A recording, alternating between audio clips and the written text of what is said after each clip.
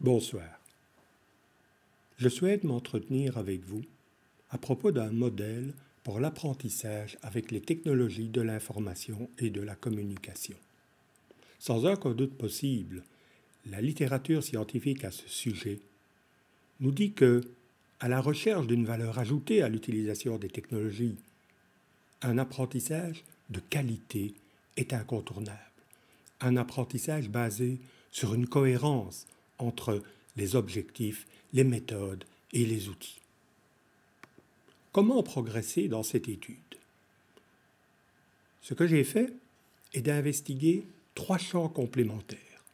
Tout d'abord, celui des besoins ressentis par la société, des compétences requises chez les futurs professionnels.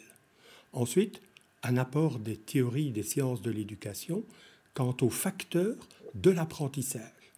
Et finalement, la littérature sur les technologies de l'information et de la communication pour l'éducation m'a apporté des éléments qui contribuent à une meilleure compréhension de cette valeur ajoutée des technologies pour l'apprentissage. Nous verrons qu'il s'agit d'éléments articulants de ce qu'il est convenu d'appeler les méthodes actives. Dans cette recherche des facteurs d'une approche d'une méthode centrée sur l'apprenant, certains facteurs sont apparus clairement. Le caractère personnel de l'apprentissage. Comment les technologies permettent-elles d'individualiser l'apprentissage des étudiants? Le rôle catalyseur des connaissances antérieures et du contexte. Comment faire rentrer dans l'enseignement les éléments qui appartiennent au contexte économique, industriel, professionnel?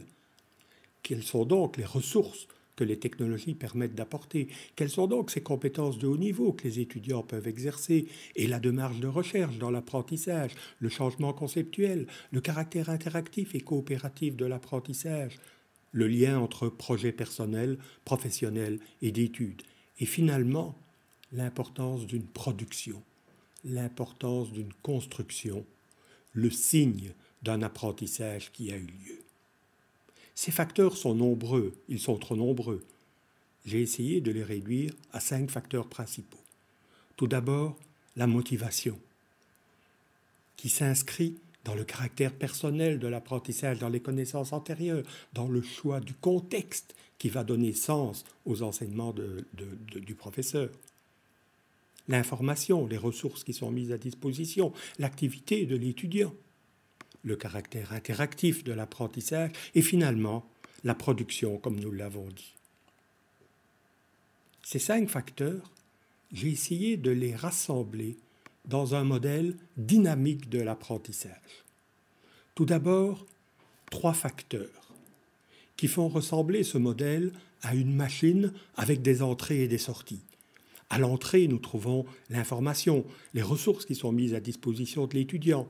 Au centre, nous trouvons l'activité de l'étudiant, ce qui lui est proposé, comment il va malaxer les différentes informations, et finalement, ce qui sera le résultat de l'apprentissage, la production, les nouvelles connaissances, le travail de fin d'études, la construction d'un modèle, la solution d'un problème. Cette machine ne fonctionne pas toute seule. Elle a besoin d'un élément d'entrée. Elle a besoin que l'étudiant entre en apprentissage. Ces facteurs sont rassemblés sous l'étiquette de la motivation. Une fois entré dans l'apprentissage, l'étudiant a besoin d'être soutenu, de recevoir des feedbacks. Il s'agit là du pôle interaction de mon modèle. On constate également la boucle de rétroaction qui fait que les connaissances acquises lors d'un apprentissage vont évidemment resservir dans des apprentissages ultérieurs. Je vous remercie pour votre bonne attention.